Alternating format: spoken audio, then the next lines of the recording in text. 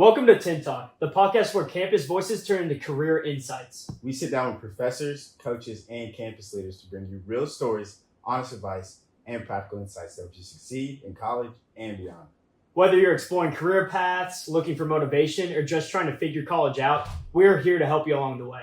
I'm Harrison. And I'm Luke. And together we're here to bring you the conversations that matter from a student perspective. Let's get into the episode.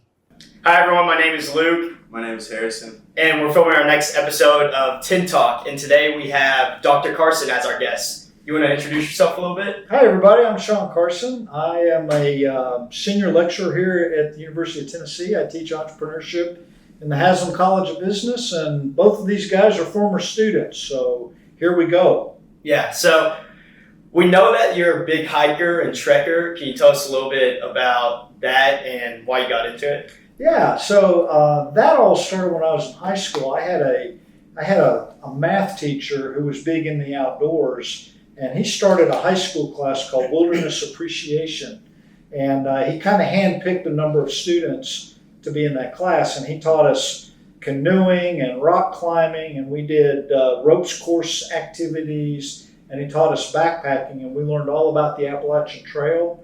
And so after that experience, when I got into college, my friends and I, for spring break, rather than go to Florida like everybody else, we'd go hiking in Virginia. And I had learned about the Appalachian Trail, and so I decided that I wanted to hike the Appalachian Trail. So when I was your age, I took a summer off and hiked from Georgia to Maine, did the whole trail in 4 months. It's pretty awesome. Yeah.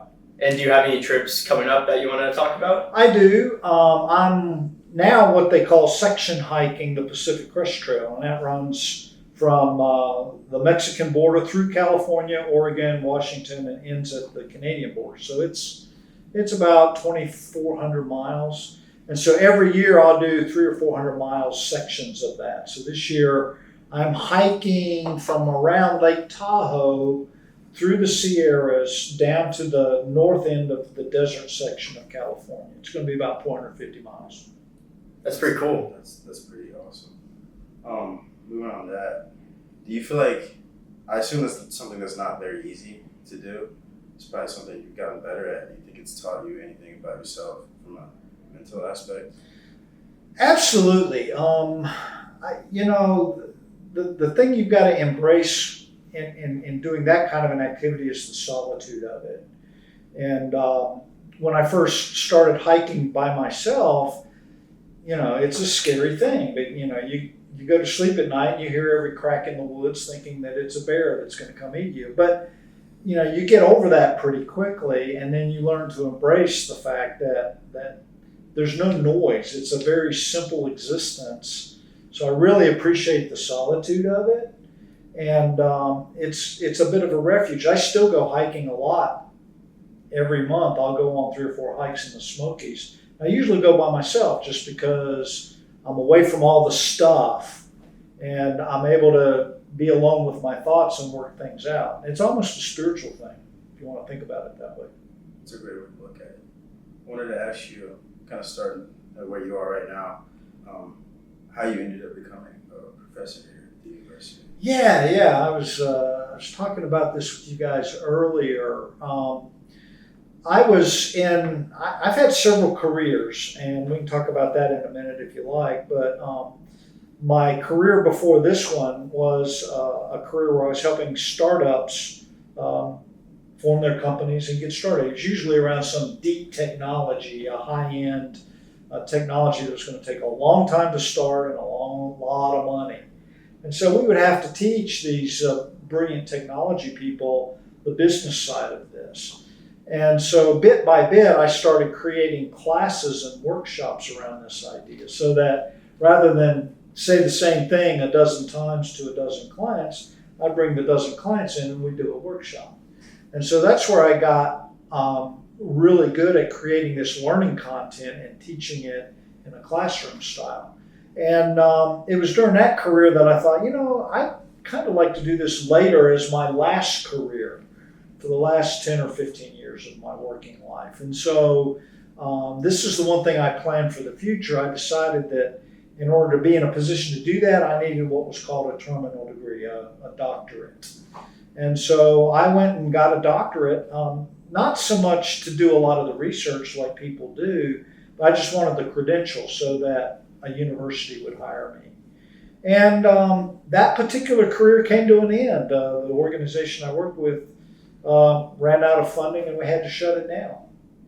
And I was out of work for about a month, but I had gotten to know some people within the university, and somebody let me know that they were interviewing for a job here, and I landed here at the University of Tennessee. I never expected to be here, but that kind of fell into my lap. Why? Because I think I was prepared for it, and the opportunity found me, but I was ready to make the play, so to speak. So that's how I got into teaching, and I've been doing this for about 10 years now. This is my 10th year, Okay. Cool. and I've been at it for a while. Do you feel like the experience from the past organizations you've worked with gives you an extra value to, say, students watching, somebody who might be interested in taking your class? You feel like it's something you really put into your teaching? Yeah, I think so. There's faculty members who do a lot of research and they know a lot of the theory of the things that they teach here at the university. Okay, so that's one set of faculty. Then there's faculty that have got the street cred, right? And I think I kind of fall in both camps because I've been involved in a number of startups. I've been involved in a startup organization that helped other people start their companies. So I've got a lot of real world experience. I got a lot of pretty cool war stories to say, hey, when I was doing this, this is what happened. But also, when I got my doctorate, I did enough research to get into the theories and the frameworks of what we're trying to teach. So I think in my case, I kind of live in both worlds. I got some street credibility, and I've got enough academic experience that I think I'm pretty good at what I do because of that. Yeah. From those past work experience, whether that be teaching or working for a startup, what experiences do you think shaped you the most into the person you are today? Yeah, that's a great question. I started out, I often say I got my undergrad to get my first job. I got my master's degree for the knowledge, and I got my doctorate for the credential, right? So just like you guys, I went to college, got my bachelor's, and I landed a job in a manufacturing company, and it was great. It was a great company. It was a great job. It was a great opportunity. It moved me to South Carolina, and I got into that, and I learned a lot. They gave us a lot of training, and but the problem with that was, number one, it was a corporate lifestyle. It was a corporate job, and corporations are different. They're not good or bad. There's great careers to be had in corporations, but I started to realize for some reason I wasn't a good fit for the corporate, and I couldn't put my finger on it, but that led me to the opportunity to go with my first startup company. I wasn't a founder or anything, but they had gotten started and they needed people to help grow the company. So that's what brought me to Knoxville, and I was with a high-tech company and had a very successful career with them. That first job, even though I didn't like it that much, put me in a position to get the second job. And I went from being a general worker. I worked my way up into management. We had an initial public offering. I got to enjoy some employee stock options. And then we were acquired by another corporation. And I lasted about 3 years. I couldn't, by that time it was back into that corporate lifestyle. And it was driving me insane. And that's when this entrepreneurship coaching organization came along. But I got to say, why didn't I leave earlier? Well, because this coaching opportunity wasn't around when I realized I needed to leave. So I bided my time for about a year until this opportunity came. So that prepared me for the next career. And then that career was all about entrepreneurship that prepared me for this. So if I look back over my career, there was a lot of ups and downs. I might have done some things differently, but in retrospect, everything led up to me being here, which is where I'm supposed to be at this time in my life. We're grateful too. The question I had from being in your class, you brought in a lot of people who were very successful or very influential. From like the guy who started Blank Beauty or Damon, who's a city councilman. Just a question about your network. I assume most of it came from just meeting people, from working. Well, I think one of your questions for me, maybe later on, is what did I know now that I wish I knew when I was your age? And that's the answer to the question, is I wish I had understood the importance of networking then, because, when you're starting out, you're trying to please your bosses, you're trying to get promoted, you're trying to do all the things to build your career. And, going out and meeting people, going to conferences, being members of clubs, that's not something that you focus on. I certainly didn't. And I didn't spend a lot of time having coffee with people just to get to know them. Or thinking about, hey, that's an interesting person, I should meet them and get to know them, let them get to know me.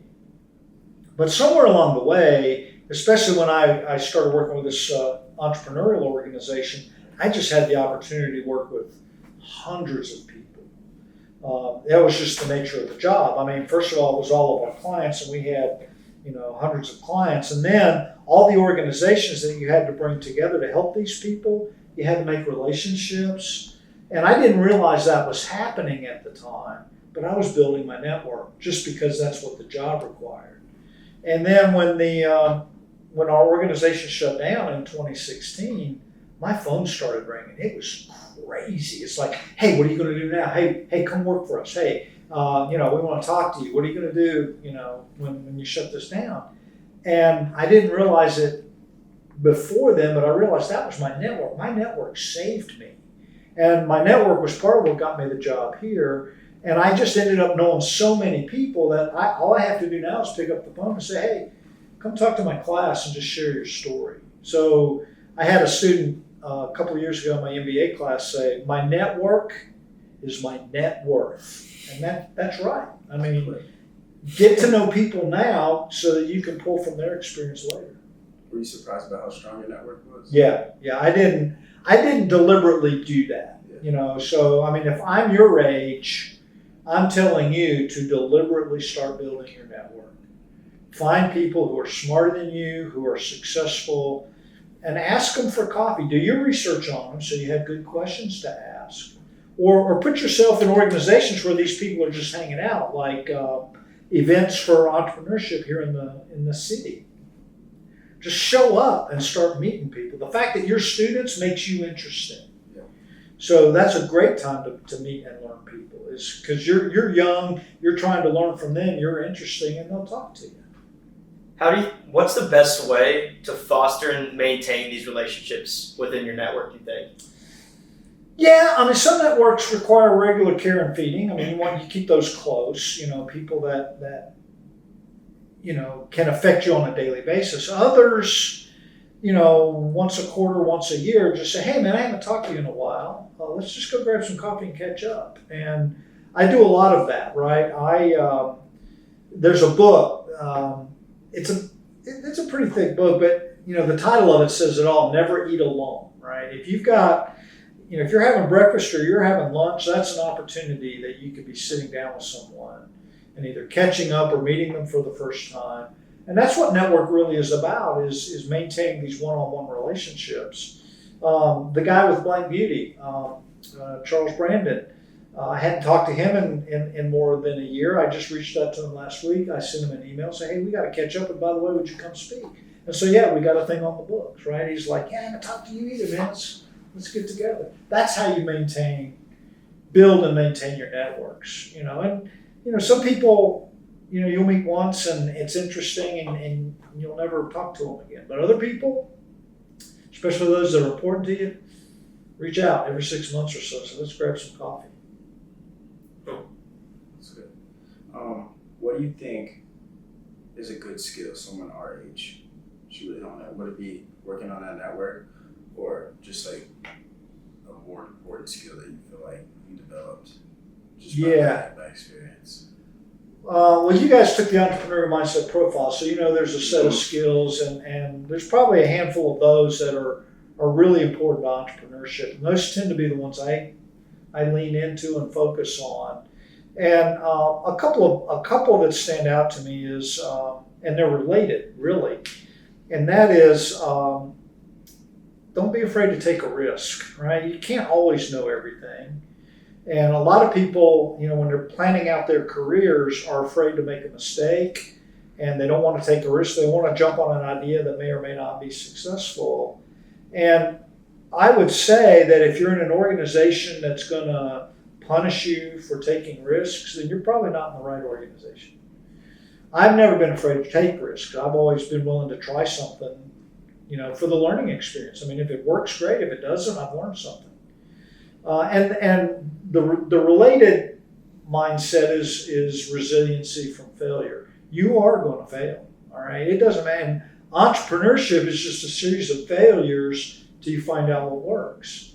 And so being able to take a risk and being able to bounce back when you fail are two closely related things. And I would encourage students your age that are at this point looking forward to their careers is don't be afraid to take chances. And if you're working for an organization that doesn't support that, then find another organization that does. So if you're talking to a student and they were trying to decide whether to go work for a corporate company after they graduate or a startup, which one would you tell them to do? I assume startup, and why? Well, that's another one of those what I wish I had done differently when I was your age. I didn't have permission to be an entrepreneur, right? There's nothing in college that said, hey, this is an option, right? We didn't have entrepreneurship classes. And so entrepreneurs were a rare breed. I don't even think we had that word to use back then. You knew what an entrepreneur was, but it wasn't the kind of thing that was encouraged in the business colleges and stuff like that. And knowing what I know now, knowing that I'm not a corporate guy, I wish my first job would have been with a startup. I don't regret the choices because that first job led to the next job that led to the next job that led me to do this. So I don't regret it. But what I wish I'd have done differently perhaps was to go find a startup, because startups are all about taking risks. Startups are about trying things and failing. It's in the atmosphere. And so I would have embraced that earlier if I'd have gone to work for a startup instead of a corporation. One thing we like to ask our guests is, since we are catering towards the students here, that's our target audience, is what is something you would like to leave?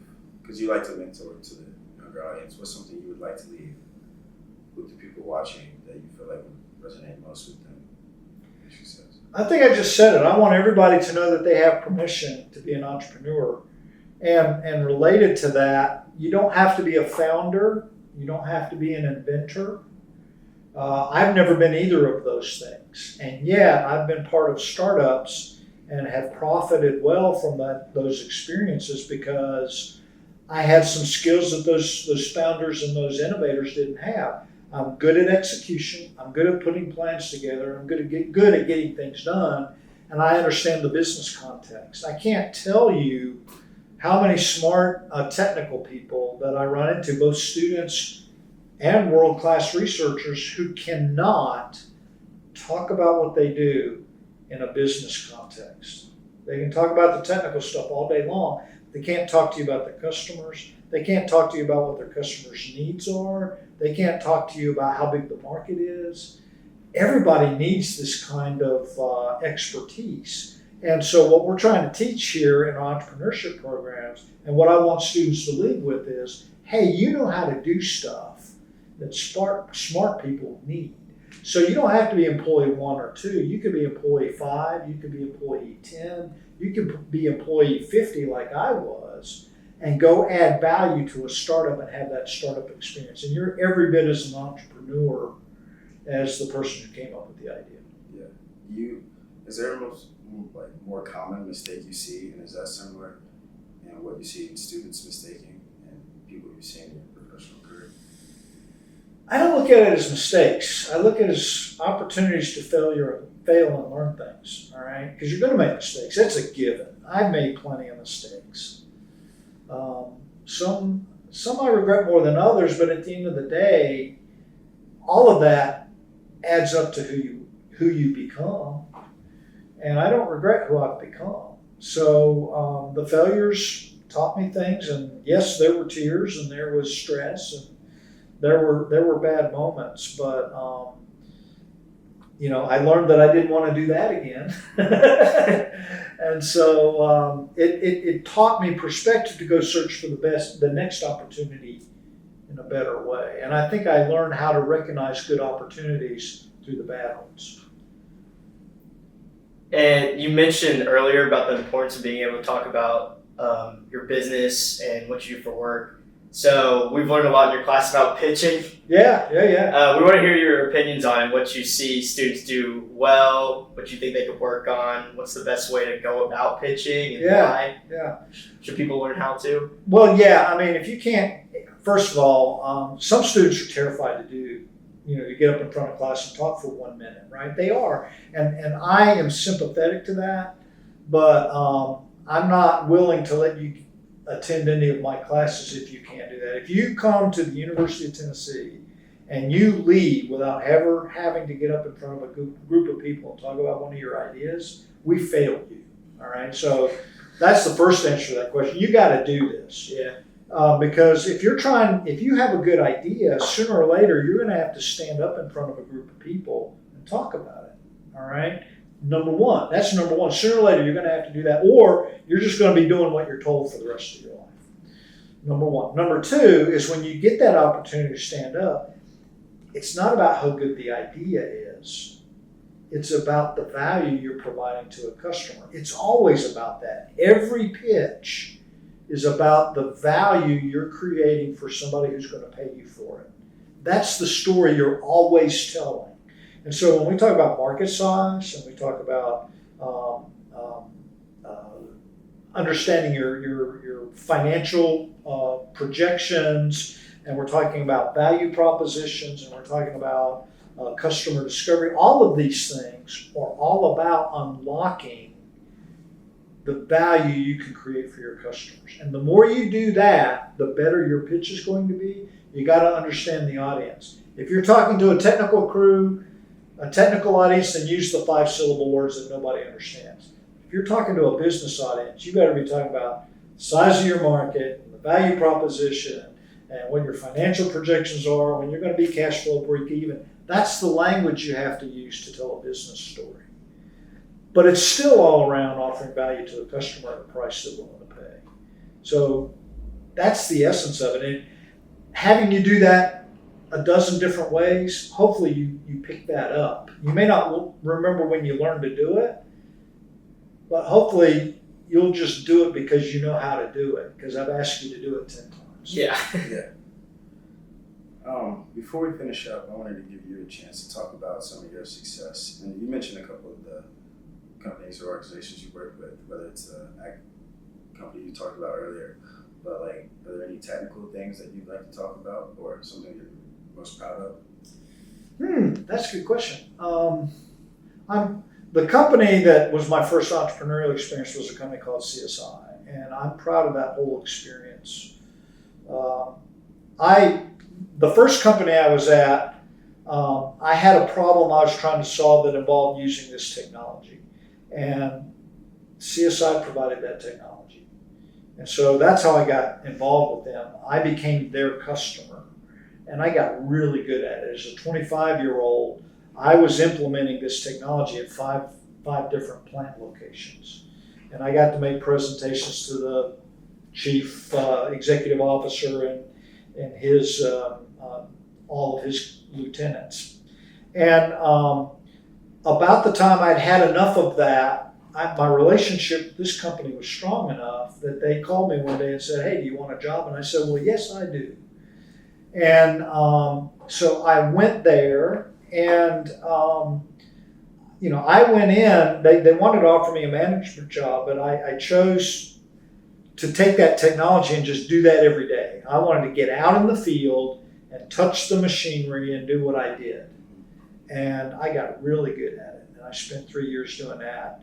and I got to know the technology and I got to know our customers. I didn't do it for that reason, but that happened. I got to know the customers really well.